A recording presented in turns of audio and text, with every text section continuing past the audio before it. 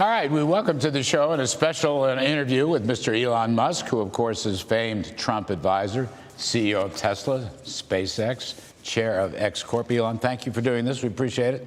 Thanks for having me. I want to begin, but among other things, everyone's attacking you for your position. What are you doing in the government? There was a cyber attack on X today, which shut it down and may have been foreign sourced. Yes. It's a big story. You want to give us a moment on that? Well, we're not sure exactly what happened, but there was a massive cyber attack to try to bring down the X system with IP addresses originating in the Ukraine area. Oh, well, so that's your suspicion. Is the website, is the internet up? Is it up yet? It's up, yeah. It's up yet. Okay, good. But I just was looking back. Let me just see if I get this right. They're setting fire to various Tesla charging stations near Boston. Shots were fired at a Tesla dealership in Oregon. Various nonviolent... Shots fired, not a metaphor. Shots fired, yes. Downtown New York, marching against the Tesla showroom. Your stock is way down. You've been criticized left and right. But look on the bright side. I mean, why are you doing this? Always look on the bright side of life. Yes, I'm an optimist. Yeah. But besides that, yes. I mean, how's your day? What motivates you to do this? Was the opera good? It's tough sledding. Yeah, it is tough sledding. But I think we're doing the right thing here. There's been a tremendous amount of waste and fraud in the government. When you're part of the government, you saw a lot of that, and there's been. If you look at the Inspector General reports and the Government Accountability Office, there have been many audits that have pointed out that there's a tremendous amount of waste and fraud in the government. In fact, there was a report issued by the GAO, the Government Accountability Office, last year. So during the Biden administration, which estimated the federal government fraud to be $500 billion. Mm. So just to be clear, that's not a Trump administration thing, that's a Biden administration thing. So what we're trying to do is get that number down to a much smaller figure, save money for the American taxpayer, stop money being spent on things that I think very few taxpayers would agree make sense. Transgender animal surgeries, or why are we spending money? Why are American tax dollars being spent on this? The president's gone through a long list of absurd things. Why are the 20 million people who are definitely dead marked as alive in the Social Security database? Why were hundreds of millions of dollars of Small Business Administration loans were given out to people aged 11 and under, according to the Social Security? I mean, these must be some very enterprising 8-year-olds, And some pretty strong 150-year-olds. Yes, exactly. As the president said, we have an enormous number of people marked as alive who are 160. He didn't know the country was that healthy. Yes. So demystify this. How do you do it? Okay. How big is your team? Yeah. Where'd you recruit most of them from? And what is it that makes you choose, the Treasury or Social Security or USAID? How does it work? Let the public know, please. Right. Well, we just basically follow the money. We look at the president's executive orders, and we also just follow the money. So we started looking closely at USAID because they were completely violating the president's executive orders to suspend foreign aid, what's called foreign aid, but in our view is a lot of corruption. So what we saw there is just a tremendous amount of money being sent to non-governmental organizations. But actually, this, by the way, is I think one of the biggest sources of fraud in the world is government-funded non-governmental organizations. This is a gigantic fraud loophole where the government can give money to an NGO. And then there are no controls over that NGO. So they've given billions of dollars, in fact, we estimate tens of billions of dollars to NGOs that are essentially scams. By the way, I'm trying to put a stop to that. So I don't want to interrupt, but Secretary of State Rubio just come out, I think he tweeted today, he has accepted over 80% of your recommendations to shut down in USAID. Right. So your review and analysis was spot on. Yes. So I think when people criticize, say, what DOGE is doing, we say, well, which part specifically? Because we put all of the actions of the DOGE team on the doge.gov website and on the DOGE handle on X. So we post the receipts. So it's like this action has been taken, this action has been taken. So when we get criticism, we say, like, of what? Which line do you disagree with? Like which cost saving do you disagree with? And then people usually can't think of any. No. So it's transparent line by line. It's transparent line by line, which is quite remarkable. Right. And so, and then with respect to the Treasury, for example, the two main recommendations we suggested, which have now been implemented, was that any payments going out of the Treasury, especially the Treasury's main payment computer, which is called PAM, things like a payments account manager or something like that, but it's like almost $5 trillion a year, so about $1 billion an hour, that the payments be coded with the congressional appropriation, and that there be an explanation for the payment. Very basic stuff. And just doing that, we estimate will save $100 billion a year. You're not really, let me see if I get this right, particularly with Social Security, you're not really changing policy. No, yes. You're auditing the fiscal mechanisms to make sure that, from point A gets to point B, and that's where it's supposed to get to. In some cases, it doesn't get there, or in some cases, it may go over there. But that's it's not a policy exercise. You're not changing laws.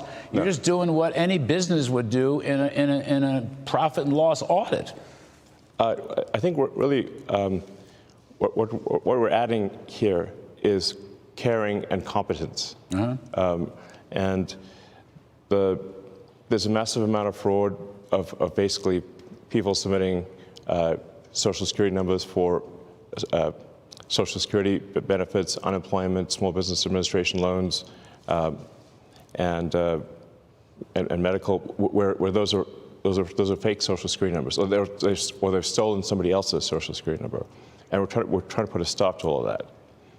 And that's the number which is estimated to be on the order of 10% of federal expenditures, which is, half a trillion dollars. It's a huge number. Yeah. You're working with the agency heads. You're working with the cabinet secretaries. Yes. I saw Howard Lutnick was on TV yesterday saying you were partnering with them. Is that fair? Yeah. What we do is in consultation with the cabinet secretaries and with their departments. So we're really trying to be we'll refer to ourselves as tech support. We're really helping the department get a handle on things, because what actually happens here is you've got this sort of vast federal bureaucracy, and then you've got a very thin layer on top of the politically appointed officials, and what tends to happen is that the bureaucracy, frankly, is in control. And they largely ignore the politically appointed people. Why should the bureaucracy? I'm sure you must have seen that. I've lived with this twice. I worked for Reagan many years ago, and I worked for Trump in the first term. Yeah. It's like a permanent bureaucracy. I might add, it's a permanently liberal bureaucracy. Yes, very much so. And it's not a bureaucracy that necessarily enforces or implements presidential policy. They don't. In fact, they try their best to thwart presidential policy. So the president is the elected representative of the people. And if the president cannot get things implemented as a reflection of the will of the people, then what we have is not a democracy, we have a bureaucracy. We have rule of the bureau, not rule of the people. And that's what we're trying to defeat here is the bureaucracy and have rule of the people. As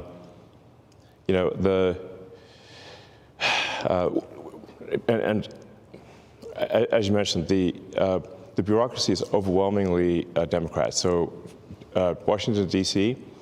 was 92.5%, I believe, voted for Kamala. So this is overwhelmingly a a deep blue situation. How do you pick your next targeted agency or department? Well, we're trying to act broadly across all departments, so it's not just one department at a time. Are you in all of them now? All of them? Pretty much, yeah. Yes. Oh. We're trying to make the government more efficient across the board. So yeah. How big's your team? We're a little over 100 at this point. 100. Get to 200. You're going to get to 200. Yeah. Okay. And you're recruiting from where? More or less. Basically, it's software people, information security software people, and finance. It's basically, yeah, finance and technology. I mean, frankly, I can't believe I'm here doing this. It's kind of bizarre, but I kind of think that we've got this enormous federal budget deficit, and it's a $2 trillion deficit. It keeps growing. Our interest payments are higher than our Defense Department budget. That's I think was the real wake-up call for me, was looking at seeing that the interest payments on national debt exceeded the Defense Department budget. And that was only growing over time, which meant if we didn't do something about this, then there won't be any money for anything. We'll just be servicing debt. And you know how to read an income statement, and you know how to read a balance sheet. You've had some business experience. I'm kidding, but yeah, you know about this stuff. Yeah, I mean, really, I just don't want America to go bankrupt. So it's a call to action. You're hearing a call to action. Yeah. You giving up your other stuff? I mean, how are you running your other businesses? With great difficulty.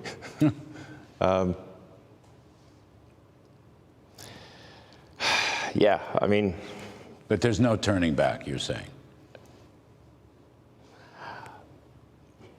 I'm just here trying to make government more efficient, eliminate waste and fraud, and so far we're making good progress, actually. So our savings at this point exceed $4 billion a day. Mm-hmm. So it's very significant. You think you'll wind up getting to $1 trillion? Yeah. Of savings? I mean, unless we're stopped, we will get to $1 trillion of savings. And that stuff can be translated. I mean, we've been talking. We had Russell Vogt, the OMB director, on earlier, through very rescission authority, impoundment authority. But I believe you said earlier, it's an audit that will not gather dust on shelves. This is actually going to wind up with real savings, bend the spending baseline down. Yeah. There've been many good audits, like I said, done by inspector generals and by Government Accountability Office, and they just haven't been implemented. Nothing's been done. I think the GAO identified that there were 17 million dead people in the Social Security database several years ago. It's now 20 million, but nobody did anything about it. I think we can sort of look at this as a complaint minimization optimization. So basically, if the government sends money out to, whether it's wasteful or fraudulent, nobody complains if they receive money, but they do complain if they don't receive money. And the people that complain the loudest are the ones receiving the fraudulent money. And you're on it. Yeah.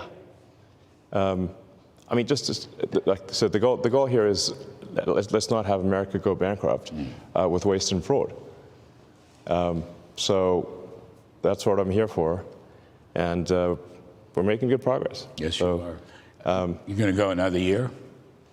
Yeah, I think so. Final report, middle of next year? Well, we're just getting things done as opposed to writing a report. Like say, reports don't mean anything. You got to actually take action. Yes. So the waste report in entitlement spending, which is which is most of the federal spending is entitlements.